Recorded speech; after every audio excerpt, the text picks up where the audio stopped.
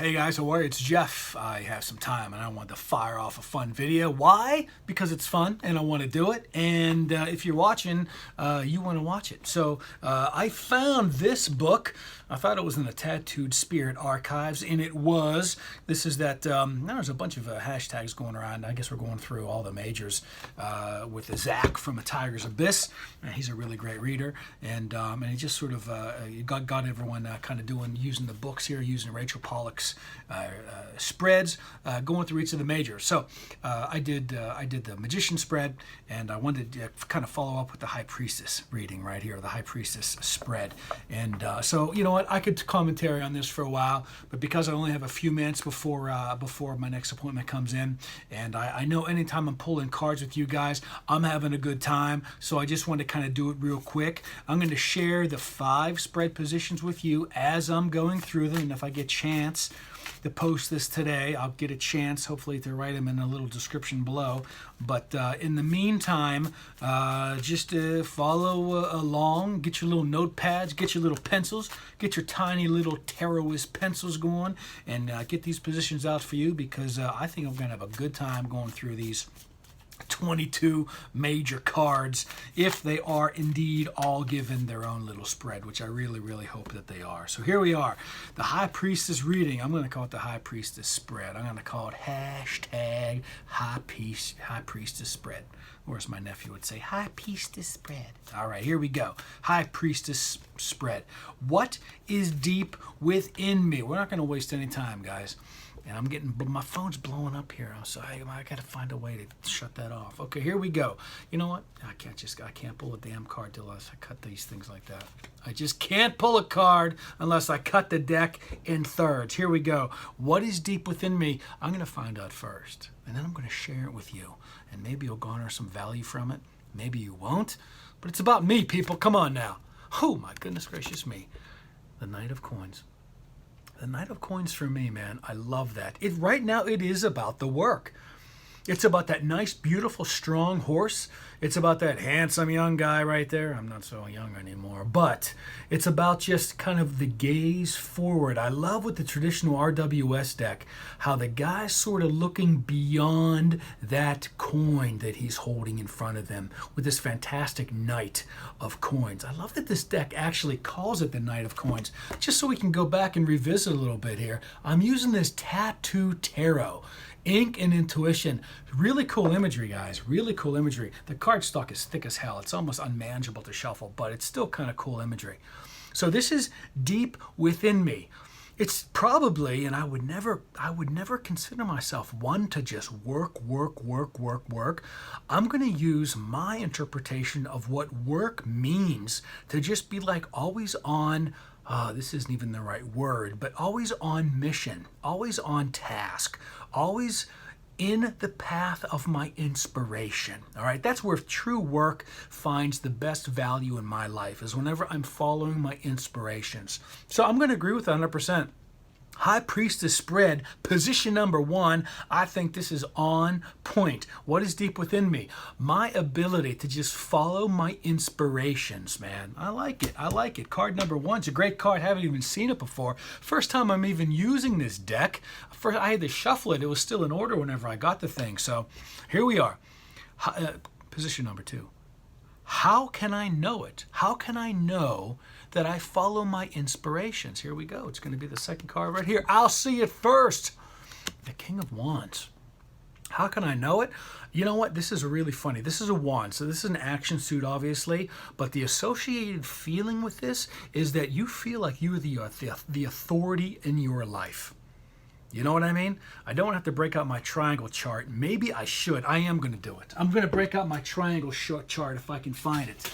Here we go right there. I use this in my class and on my online course all the time. We're talking about the wands, right? We're talking about the king, but I always judge because I'm just so incredibly emotional. I judge by feelings. I'm so empathic. I find out what the hell else is going on anyone else. I find out what that card has to do with my feelings, and I got to tell you, it's the absolute truth, man. I feel like I am the authority in my life. That's how I know it.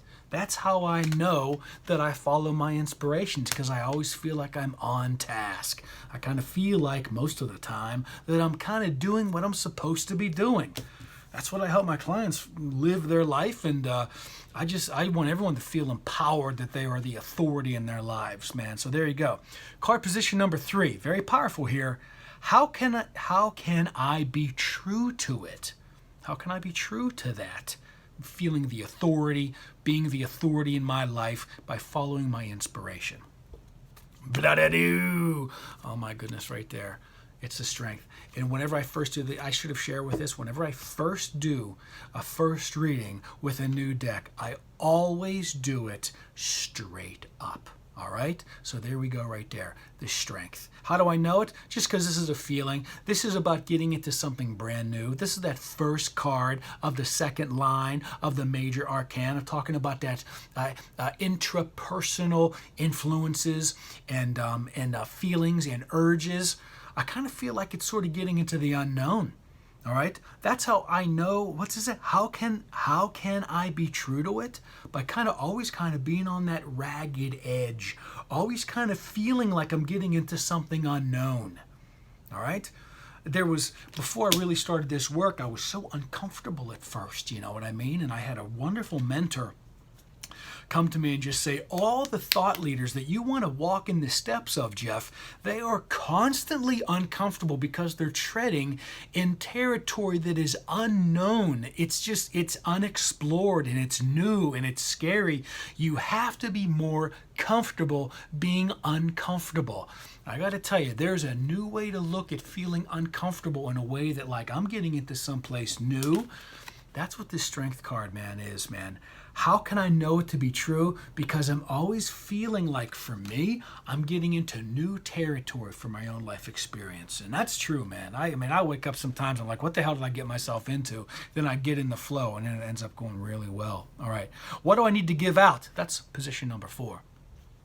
What do I need to give out? And I love that this is actually position number 4. And if you work the numbers like I do, this is just structure and foundation. So I kind of like what you're sitting on is a structure, and foundation is what you need to give out. Let's find out what I need to give out. We're going to read this right side up. I think it came up like this. Fantastic. It is the 4 of Wands. That's what I need to give out. I need to just kind of give out what I am doing. I need to sort of share what I'm doing. Beautiful 4 in this 4th position. I don't know if you guys noticed that in your own readings, but if you match up the numbers of the cards to the positions and the order in which you draw it, I think that sort of adds a wonderful little multiple. It adds a wonderful little dynamic of just maybe how much influence that really has. The 4 of Wands, man, I love that. I mean, it's a happy card in the traditional RWS, but that's what I need to give out. It's sort of how I do my life in the happy manner that I experience it. So there it is. I like it. That's kind of what I like to share.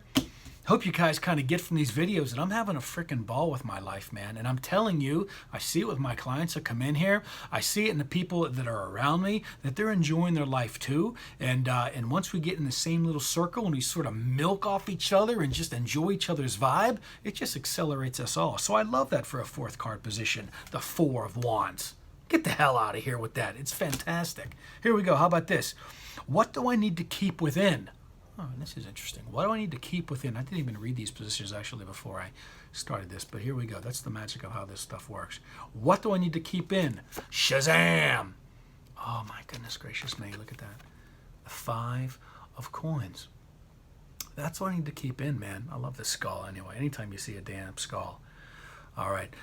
I'm not even going to just judge this for keeping in from other people, although that's probably might be the most obvious read. But this wonderful 5 of coins, and I'm not going to lie to you guys, anytime I see a 5, and some people just think those are bad news, I always kind of garner the silver lining from every 5 of the deck.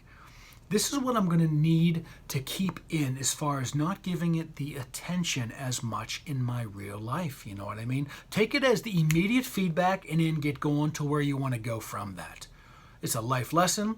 It's lesson number 1. It's session number 1 with all clients anytime a 5 comes up.